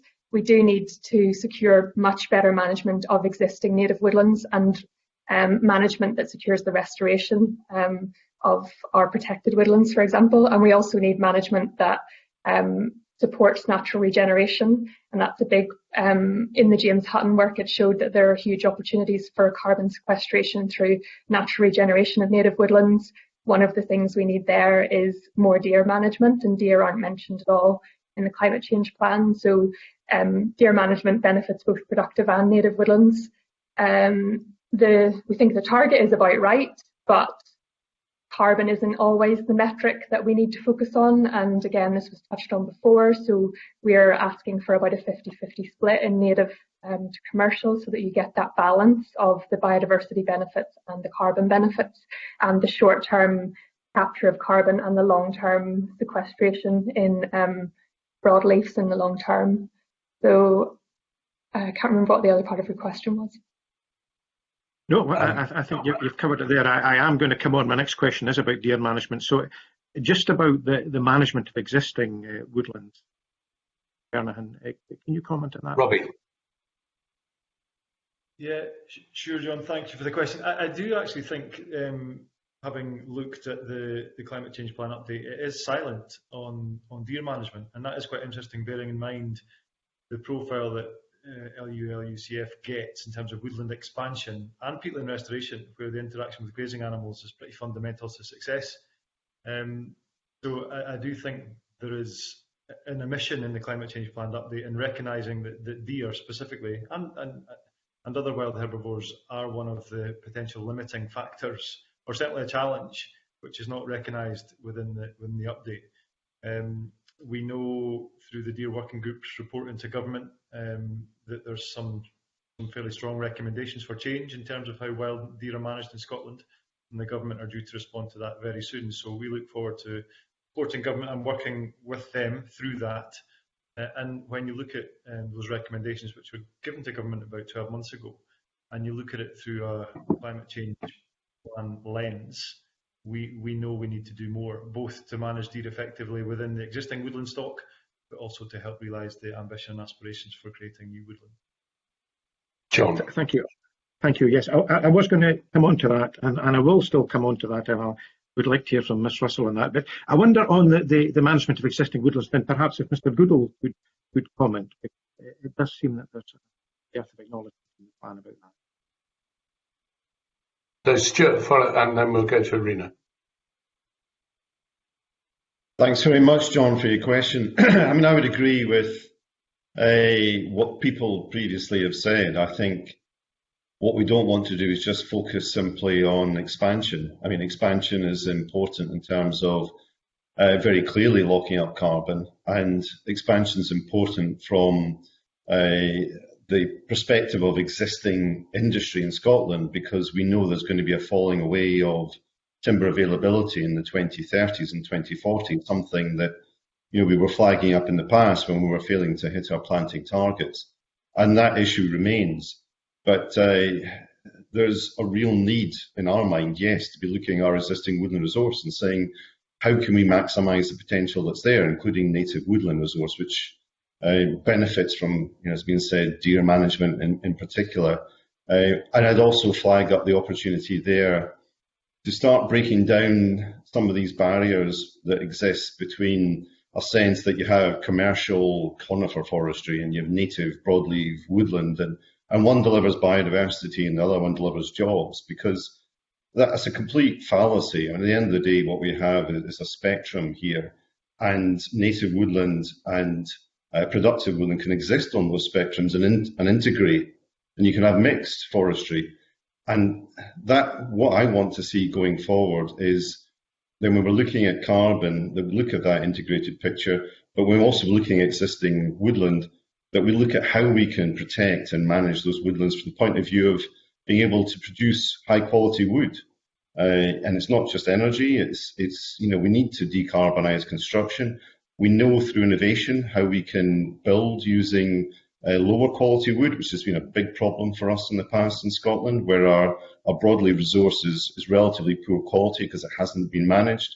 But we can take that now, birch and other species, and we can turn that into high quality wood products, which will create jobs, support rural employment, displace high energy materials, decarbonise construction. So you're right to highlight it, and I think there's a lot there that clearly we're not going to get into this carbon plan, but we should be working on in terms of public policy.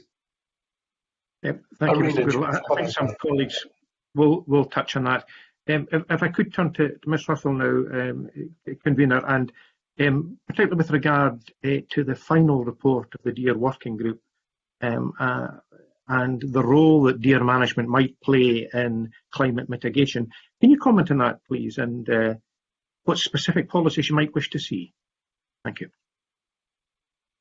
Thank you, John. Very good question. And we note in our submission to the committee that deer management is one of the big barriers to our peatland targets, our forestry targets, and also an extent to what we might like to see in agriculture as well. So deer management, this needs to be addressed within the plan. It's a big barrier to some of our ambitions and priorities. And it's also a big omission from the plan, and how something so important has been missed out. Sustainable deer management, Deer Working Group report, is very much part and parcel of sustainable forest management. And we, as well as the Woodland Trust, and together with Scottish Environment Link, fully support the Deer Working Group recommendations, all 99 of them. And I think the most important thing here is that we need to have new deer legislation, and hopefully that will come very early in the new parliament. That's what we are calling for. And then the integration of sustainable deer management with rural land use, regional land use partnerships, and into the regional land use framework, for example. And also perhaps because we talked about diets as well, venison is a good healthy wild meat for those who are not vegetarian. Developing, as part of a Good Food Nation agenda, look at developing those markets for venison and consuming that locally here in Scotland. That comes with jobs. It comes with opening up management of deer to communities. You open larders, you have food available locally in a very kind of localized and sustainable supply chain. The Deer Working Group recommendations are very complex. I think we'd like to see a policy in this plan whereby we focus on getting deer numbers down to sustainable levels so we can see natural regeneration of woodland. And that natural regeneration ties in with the resilience of ecosystems as well, because trees are quite good at regenerating themselves. And that makes them also more resilient to climate change. And it's also cheaper if we were to manage that reduces the cost of fencing that we need for certain schemes as well. So for example, with peatland, we'll end up spending public money on restoring peat, and then it gets trampled by unsustainable deer numbers. Something has to give, and something needs to be addressed here, or we're not going to meet our very ambitious targets. So stop here. I could talk about deer and woodlands the whole day, and I don't know if the convener will allow me to come on the question of existing policies for existing woodland management. Perhaps a brief comment on that, Ms. Russell, would be appreciated. Thank you. Thank you. I wasn't sure that my internet was working there because it tends to drop when I needed not to do that. I'll just keep talking. So on policies to support management of existing woods, which it very much should be all about expansion. Our existing woodlands are also carbon stores, and they'll continue to sequester carbon. So we need to factor into the climate change plan the longevity of ecosystems. That's a really important point. So we know there's recent research the Woodland Trust commissioned from Forest Research showing that the average carbon stocks in ancient woodlands in Scotland are 30% higher than the average woodland type carbon stocks. Yet we are losing these woodlands due to lack of regeneration. And we need to look, to 2030 and 2045. We need to make sure that we have woods that will be there to continue to sequester carbon. These need to be part of a mix of forest and part of a mix of land uses that we have in Scotland. And it so happens that these ancient woodlands are also some of the best habitat for biodiversity. So it can become, a win-win. If you manage your deer, your existing carbon stores are going to continue to sequester carbon and provide habitat for biodiversity. That then creates quite a resilient ecosystem as well, so it helps with mitigating climate change and adapting climate change. But in our rush to expand, we keep forgetting about our existing woodlands. And I really would love to hear conversations on woodland expansion and restoration in the same policy, not just woodland expansion. So I hope you can see why such a policy would need to be introduced, and why deer management needs to be addressed part of the plan, and why longevity of ecosystems is extremely important when we're talking about climate change and nature-based solutions in addressing both these crises. Okay, thank you very much indeed. Thank you, Convener. That's me.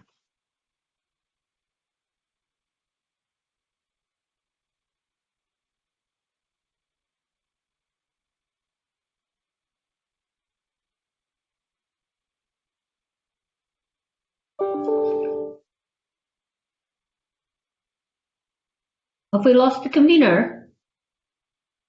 I think Stuart Stevenson, you're next. Do you want to ask your question, Stuart? Thank you very much, Deputy Convener. Yes, I spotted that the Highlands had captured another invader. I have a couple of questions, but the second one, which is on integration between forestry and farming, my view is we've basically covered that, unless others take a different view. So I'm just going to ask quite a narrow question, which won't take too long, I think, and direct at Stuart Goodall, and perhaps get secondary comment from Dave Ray. And it simply is a subject that Stuart started to make reference to, which is the use of timber in construction. And the narrow question I'm interested in is what the climate change plan update does in relation to that. Are there enough policies and proposals in there, or otherwise talked about, that will support and encourage the use of timber in construction? So if I may start with Stuart and then go to Dave Ray. Stuart. Thank you, Stuart. I'm really glad you asked me this question, because it's one of the things that I'm perhaps most excited about as a forestry and timber nerd, is the fact that the climate change plan update is started to recognise the downstream benefits of growing trees. I mean, it has relevance to the issue we just discussed, because again, this is not a conifer hardwood issue or a native, productive issue. It's the opportunity we have to be able to take the wood that we're growing in Scotland and to turn it into a carbon store, to then grow trees to replace that carbon sequestered on the land and continue that cycle. And we know that we have the greatest benefit when we use that wood in long-term uses like construction. And it's something that has been overlooked, and it has a number of challenges and the opportunities. The challenge is if we don't record the carbon that's harvested and then locked up, you get an impression that the carbon somehow been lost back into the atmosphere just because it's not existing in a woodland, which is inaccurate. And that means it undermines our carbon reporting. But the other benefit we have is that opportunity to displace high energy materials, concrete, steel, for example. That's the positive thing. I think where you're coming at in your question is does it now then take that far enough forward in terms of how we do more of it and how will we make that happen? And I think that is the thing which requires a lot more work. We've got that recognition of opportunity, but there's not enough there about what the practical means to achieve that. And a very quick example I can give is just in the centre of Edinburgh at the moment, a new hotel has been built using cross-laminated timber.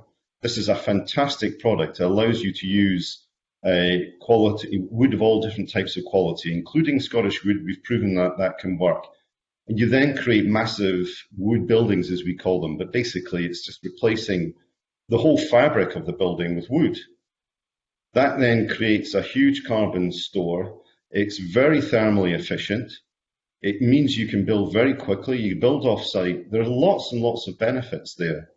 But what we're needing to do is to change the construction industry's approach to embrace these new way of doing things and not do business as usual, because that's what they're used to and what their supply chains are set up for and what they feel comfortable doing. And that's where I feel the Scottish Government, local authority needs to step in, because we need to provide the confidence, the signals to the supply chain that this is something we're going to see more of.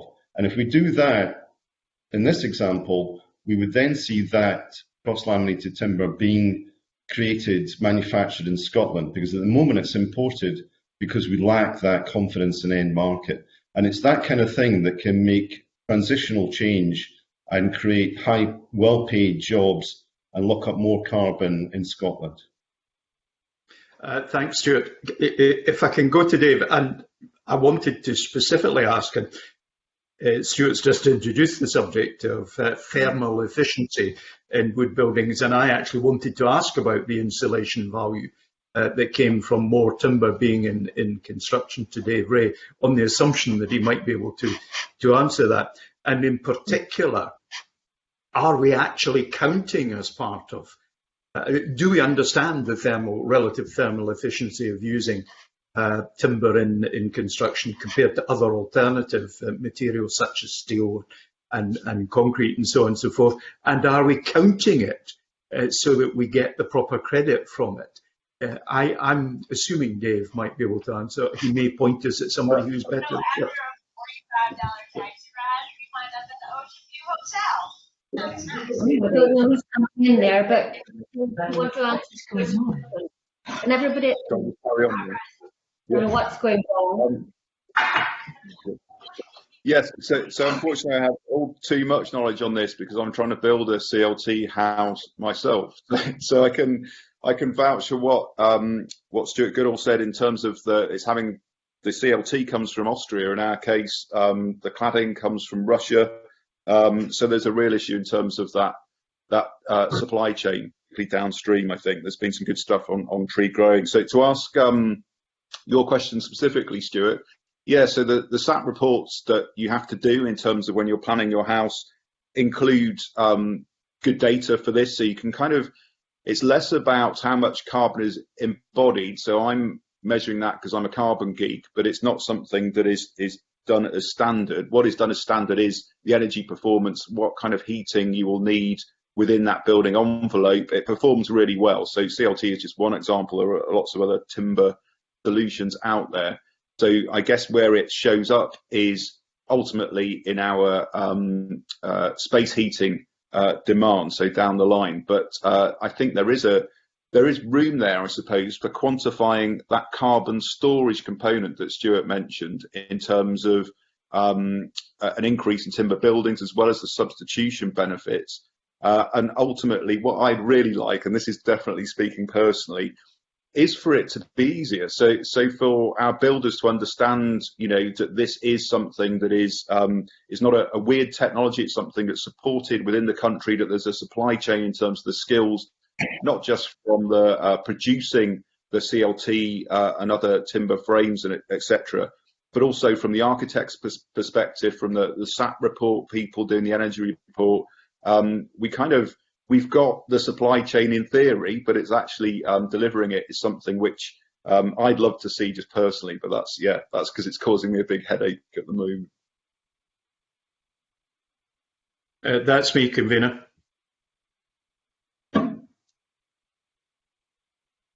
Now for his questions, and then I'll pass back to the convener.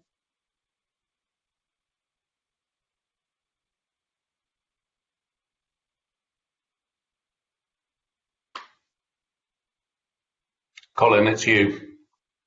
Thank you very much, convener, and well done to Maureen, who'll make a good TV continuity presenter. My first question, convener, is probably for Irina, as it relates to a point raised in particular in the Woodland Trust submission, where the Trust highlight the importance of biosecurity as an important tool in climate change mitigation. Could I ask you to expand on this and maybe highlight any specific policies that were maybe not covered so far in any detail that you'd like to see in the climate change plan? Irina. Thank you, Colin. And yeah, this is an important point that we haven't touched on in terms of biosecurity, and this will bring me to talk about nurseries as well. And I'm sure perhaps Stuart would like to contribute here. So if the convener would bring in Stuart after this, perhaps as well, to complete some of my answer too. But to introduce pests and diseases have a significant impact on trees and woods. And some of this impact can be exacerbated by climate change. So it's really important that biosecurity is very much part of the response to expand tree cover. And we need to kind of stop this almost constant introducing diseases that enter the country, and they add pressure to many native tree species as well, but also to some of the commercial species. So well, we need to support the nursery sector to produce more trees that are sourced and grown from Scotland and sourced and grown from the UK. And we can also alleviate some of the pressure that our targets might put on nurseries by managing overgrazing and letting trees regenerate naturally. That is also a factor that then allows kind of trees to be more resilient to pests and diseases.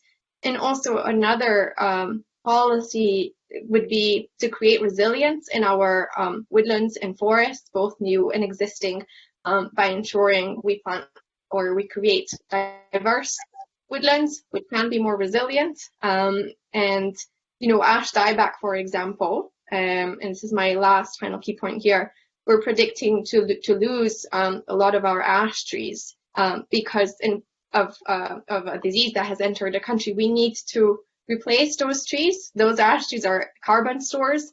They also need to be replaced, but we need to learn from this and include biosecurity in response to growing tree cover and offering support to nurseries. This then contributes to that green recovery, creating more jobs in that sector as well, and providing that sector the support it needs to grow trees here and to grow them really well. Okay, I'm going to bring in Stuart and then come back to you, Colin. Stuart. Hey, thanks very much, Edward, and thanks very much, Irina, for asking me to add to what you've said. You've raised a really important point. I think one of the things which is good about the update report is that in the context of forestry, it is starting to look at the issue of what are the challenges that we face to be able to achieve this planting target and to increase carbon through trees, whether that's new planting or existing. And one of the challenges is identified is nurseries, seedling and young plants. And we are going to see a significant increase in demand, which is going to require the nursery sector to invest. And I would echo Irina's point about the benefit of us growing those trees here. There is a biosecurity risk associated with importing. So we do want to do that domestically if we can. But the nursery sector has had a very checkered experience with demand for young trees, especially that driven by the grant systems. In the past, they've experienced real boom and bust. So what we need is a much smoother profile of planting happening. So we've got these targets raising to 18,000 hectares by 2025. Those are ambitious but achievable, but we've got to see a steady growth, predictable growth, and the nursery sector would benefit from investment as well to give them the opportunity to become more resilient. And the last thing I would flag up is predictability. So when people are putting in applications to get approval to plant, they want to then ideally be contacting the nursery to say that these trees will be required. But if you've got a large scheme, you don't know whether that's going to be improved in 2 or 3 or 4 years' time. Difficult then to enter into that contractual relationship. And we are getting better than that at that, but that's something we've got to keep focusing on so that we can help nurseries grow and maintain profitability and be resilient. Thank you, Colin. You both mentioned the issue of nurseries. Do the current financial policies we have, such as woodland grants and I suppose encouraging private investment through things like carbon credits, are they sufficient to support that work in nurseries? And just generally, are they sufficient to support forestry's role in reducing emissions? Good. Private investment will create or make tree planting additionally more attractive. There's no doubt about that, whether that's for carbon or other natural capital benefits. I think what it does is it helps with that part of the equation, which is how do we make tree planting attractive and how do we fund that and how is that then driven forward to achieve the targets. But in itself, it doesn't provide additional funding to the nurseries themselves. They're essentially reliant on having a business model by which they can grow for the demand and then be able to do that profitably and not suffer the vagaries of reduced demand, but also potential biosecurity risks in themselves. And I think ultimately where we are at the moment, it does require Scottish Government to be working with the nursery sector to say, how can we make public investment here? It's relatively small sums of money, but it's one of those things where it's a vital cog. And if that cog doesn't work, then the whole thing doesn't work. So I think the solution is basically the public sector at this point. Okay, Colin, back to you. And just, I suppose, a general point, we touched on this earlier, and that was around research that's taking place. Do we have any knowledge gaps in relation to climate change mitigation and forestry? Is there any areas where we've got enough evidence that shows we need to take different action, or are there any areas where action would actually risk adverse outcomes because we don't have that knowledge base in that research? I think that's Stuart. That's you again, I think, Stuart. Yes, thank you, Edward. And to repay the favour, I think, Arena, it would be really good if we're able to, pick up a Wooden Trust, because the Wooden Trust have got a lot to say on this. I think the key thing I would highlight is that we do have a lot of good evidence around the carbon impacts of trees growing. It's something that we've been looking at for many years. But we can always learn more, and we can always ensure that we've got the latest evidence available. I think the key thing I would flag up, and it's a theme that we touched on earlier, which is we want to achieve our climate change ambitions, but we also want to avoid unintended consequences, and we want to tackle things like the nature crisis. And the big gap that we've got in evidence base is actually the biodiversity value of different types of woodlands and forestry activity, because there is a continuing overhang from the 20th century that there is, there's no biodiversity benefit from having a productive forestry, a productive forestry approach. When we did some work on this last year, there was masses of evidence out there which showed that that was entirely wrong. The challenge is that if I say that, people will go, of course you'd say that. That doesn't make it necessarily true.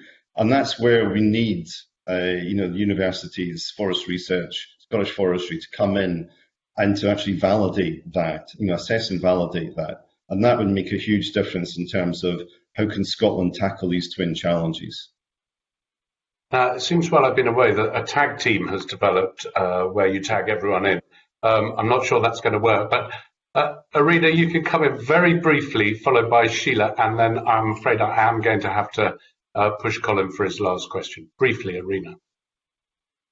I'll be very brief with the question on research and knowledge gaps, and I think perhaps kind of cultivation and planting techniques could be one of them where we need a little bit more clarity in terms of different types of soil and what are the appropriate techniques to cultivate trees on different types to ensure that as soon as the carbon starts to be sequestered, rather than because you've disturbed the soil and released too much carbon through an inappropriate technique, then it takes much longer for that carbon to be absorbed. So that's an area that we need to understand better and provide guidance to those who are doing the work on the ground. And I'm sure we've got a lot more areas of research to suggest, but cultivation was one that seems particularly relevant for me to flag up in the brief time I have. Sheila, briefly. Yeah, so we do have quite a good understanding of the impacts of planting on deep peat, but shallow peat is still one area where we could use a lot more long-term research on the impacts, because what we'll probably find is that these areas of shallow peat are the easy places to put trees where we avoid farmland and the deep peat. And the only research that we've been able to gather shows you may not actually break even again until 2 rotations in before you restore the carbon that you started with in the shallow peat. But we're massively lacking on long-term evidence on that. Thank you. Colin, I can come back very briefly to you before we move on to the next question. Just one final point, it was touched on the impact of different types of tree species can have. So it's really just a question for Arena, that the Woodland Trust have been calling for a particular proportion of native trees, I think 50% of overall planting targets in the fight back against climate change. Why is having that particular target important and not just having a general target for tree planting? Thank you for bringing that up. And it's not just the Woodland Trust, it's also the Just Transition Commission, Scottish Environment Link, WWF, RSPB, and others calling on diversity in terms of what the woodlands that we're creating to address and the climate emergency. So, and also to have that policy coherence, because we are trying to address a nature emergency here as well. It's not just about carbon sequestration. It's about providing nature-based solutions or using nature in the best possible way to address these crises. And the current targets for native woodland are lagging far behind the overall target. And we are concerned that we could end up with kind of a split where we would just have kind of more of the same that we have at the moment. And we know that our native woodland in Scotland is still at 4%. And that's not really acceptable to us, and it's not acceptable in a climate and nature emergency. So I guess this split, or what the split that we would like to see, native woods kind of part of this mix of forestry that we want to see in Scotland. And perhaps we need to value productivity beyond just timber. That's also really important, as Stuart has very well set out. But the wood that has amenity value, it has genetic diversity, it has resilience, it's very good for biodiversity, it offers flood management, long-term carbon capture is a good use of public money. So if we have these targets and we have these proportionate targets, so say a 50-50 split, which we know has also been modeled by the UK Committee on Climate Change, so it's totally possible that we will achieve our targets with this kind of split, but we're also providing for biodiversity with increasing native woodland expansion. And I am running out of time on this one for the question. I'll stop now. Thank you very much. And Colin, I'm afraid we are going to have to go on to the next lot of questions, which are from Angus. Angus, over to you. Okay, thanks, Convener. Can I say, first of all, this has been a really useful and helpful session so far this morning. But if I could turn to the issue of policy coherence. We know that the draft CCPU touches on a number of different policy areas and highlights the need for an increasingly coordinated approach, which we've touched on already this morning. Now, the CCPU also commits to nature-based solutions as, and I quote, a key part of our overall coordinated approach, which aims to bring together climate change, biodiversity, infrastructure, planning, land use, marine and economic strategies, end quote. So, do you see evidence of this coordinated approach in the plan with regard to nature-based solutions in the agriculture and forestry sectors? And I'm at a loss to know who to go to first, but could we perhaps go to Robbie Kernahan, who touched on this earlier, and then perhaps after that, Professor Roberts. Okay, Robbie. Thanks for the question. So to what extent do we think the CCPU delivers a green recovery and helps with alignment? I think so. It's easy to think about green recovery in terms of energy and transport and heating, but the matter of fact, I think that as we continue to make progress in those sectors, as we have done for some time, the importance of land use comes into greater focus. So NatureScot recently published a report illustrating the scope and potential for skills and jobs within the nature-based economy, transforming agriculture, forestry, peatlands and other land and marine uses, which we haven't really touched on today, require skills and jobs over many decades to reinvigorate rural communities. I think these are all positives. The Blue Economy Action Plan we haven't touched on, rich marine natural capital, which is so important to help drive green recovery in coasts, rural communities around our coasts and seas. But alignment is key, as you said, including the extent to which the CCPU drives the government economic strategy, regional economic partnerships, spatial strategies. The national planning framework is key to all of this, and activity across the public sector will respond accordingly. Institutions such as the Scottish National Investment Bank, an annual programme for government. So I think initial signs are very good overall, but it's early days, and as we've touched on through this session, there's still an awful lot to be done to realise that ambition and make sure policies and practice are sufficiently aligned and being driven with sufficient ambition. But I think initial indications are good. Deb, do you want to come in on that? To just back up what Robbie's just said, really, I think Scotland in lots of ways is very, very well placed to lead on this sort of integrated approach. We were as far as I'm aware, we were the only land use strategy back in 2013. You know, we've piloted 2 areas which are about trying to see if this integrated approach, where we've got different stakeholders in land use together to discuss and work in a partnership approach. We've trialled it. We've got the Land Rights and Responsibilities Statement, which provides a really good framework for partnership working and collaboration. And again, thinking about integrated land use and sharing plans. And we've got the regional land use partnerships now planned. The only thing, and all of this is set out in the climate change update plan, which is brilliant.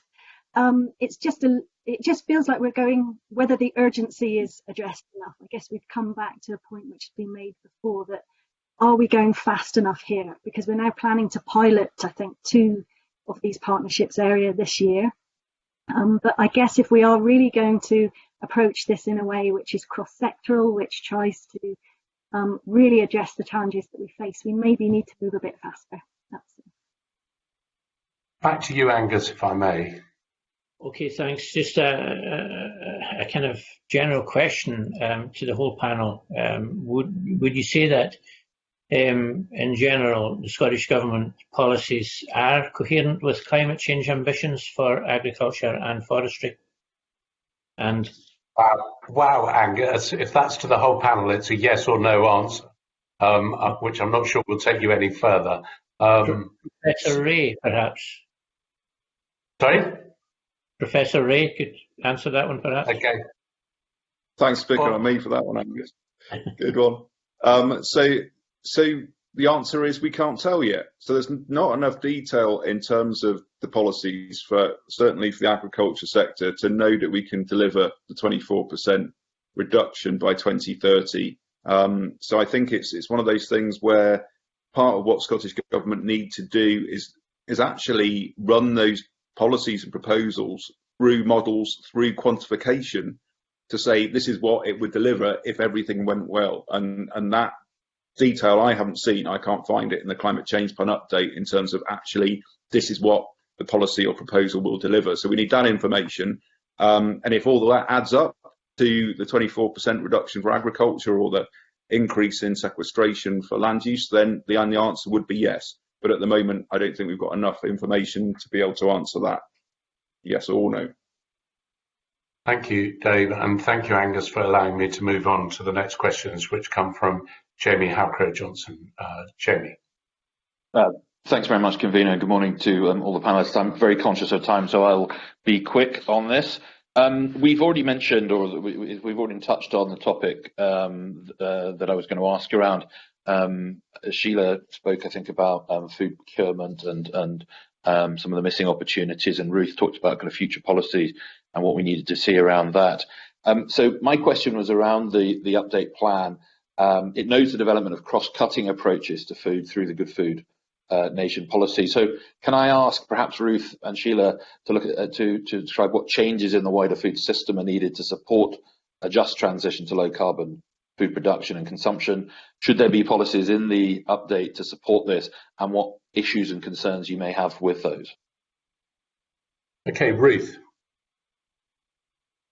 Convener, thanks, Jamie. I've already kind of touched on some of the issues on procurement and what we would like to see from future policy on that. So in terms of reviewing tendering practices, reporting targets for local procurement, and also on education and looking at how we can have a broader discussion, perhaps as a kind of wider society, on what eating locally, seasonally means. I think in terms of a just transition, and it kind of goes back to some of the comments that were made earlier on policies around diets. We as an organisation really welcome the acknowledgement in the climate change plan update that emissions are sort of inherent in food production, that we need to find a balance to ensure that we reduce emissions while food production continues. And I think that form is a really important part of what a just transition for this will look like. I think we need to be really, really cognizant of the role that agriculture plays in the rural economy in supporting around 70,000 jobs and supporting upstream and downstream industries, and we need a just and fair transition for food systems, but also for the communities that are involved in producing food, and it's up to those communities what that looks like. And I think it's going to be really, really important in developing these future policies that those communities are consulted and are engaged with. I think we also really need to be aware that we should not export our problems, so reducing meat and looking at and dairy consumption as well. We shouldn't be just exporting our problems to places where environmental standards or animal welfare standards may be lower, and ultimately offshoring our emissions in terms of food policy or future agricultural. The end goal of the climate change plan and policies that are introduced in Scotland. Sheila. Yeah, thank you. So again, I guess a lot of these things have been covered, but some key ones really to tighten up the plan would be a lot of the proposals that are in here. They touch on some of the right things for reducing emissions, but they need to be tightened up and delivery focused. You know, if we talk about investigate the benefits and barriers of leguminous crops in rotation, we need to look at secure uptake of leguminous crops in rotation. We need to secure uptake of covers on slurry stores. We need to tighten up the proposals that are there. Future rural policy is just going to be key, and we need to see the conditionality that we're attaching to greening as part of a transition, not an endpoint. We do need transformative food policy, and we have the commitment to a non-statutory statement of food policy because the Good Food Nation bill was delayed. We need that non-statutory statement of food policy to lay the foundations for a statutory national food policy that allows us to look at the whole food system in the round and to align our priorities with good food, the food and drink ambitions to double the value of the food and drink sector, and our climate targets and our nature targets. And I think we need to be getting on with, Deb mentioned this, we need to just get on with delivering the land use strategy. We had a commitment in the programme for government to roll out regional partnerships across all of Scotland this year.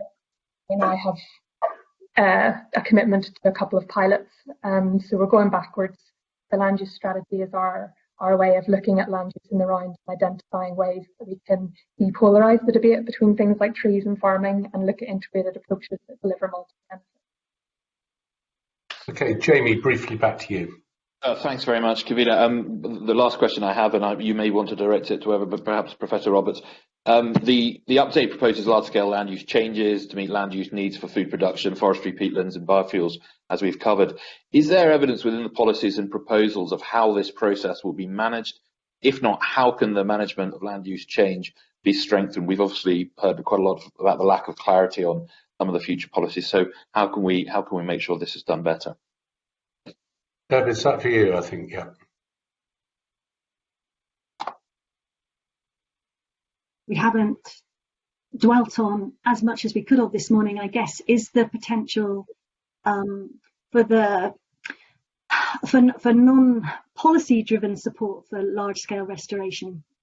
So in other words, the ESG type funding for restoration projects. So within the Climate Change Update Plan, we talk about the Woodland Carbon Code, the Peatland Code, which are brilliant. But there is real potential, I think, right now for these large-scale restoration projects to be funded by the private sector. And I think perhaps there could be more in the Climate Change Update Plan on that, and ways of supporting that going forward. Robbie might have a better sort of answer for that one than me, but it just strikes me that there's a huge opportunity here to get additional help to make these large-scale changes occur. Okay, I'm afraid I can't bring Robbie in just purely because a tightness of time and broadcasting. So I'm going to go to the next question, which is from Stuart Stevenson. Stuart. Thank you very much, Convener. We've covered a lot of the ground I might have explored in this question. So fairly briefly, I'm just interested, and I'll perhaps go to Nature Scott in the first instance, whether the plan adequately provides for a green recovery in the contribution that rural economy can make to a green recovery and a just transition from the status quo ante to the future that we're seeking. Perhaps Nature Scott, and if we get a full answer from that, Convener, we'll leave it at that.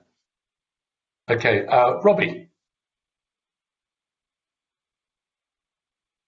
Thank you, Stuart, for the question. I think I've probably tried to answer this before in my previous answer to Angus. I think there are some really strong signals within the CCPU about green recovery for land use.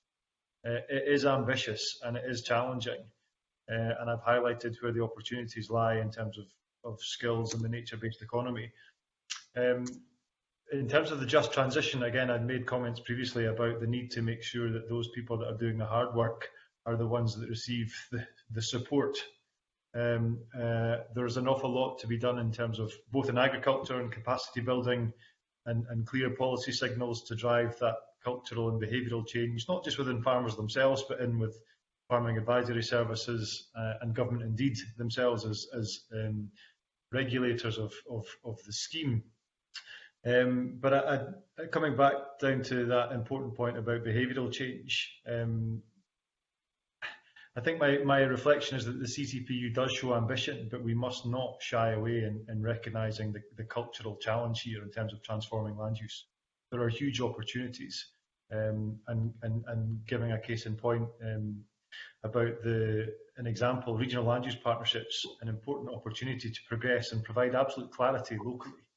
Will the pace be fast enough on paper piloting this year and having in place by 2023 to help strike the right balance in what we know are really often competing priorities in the same place? That is ambitious.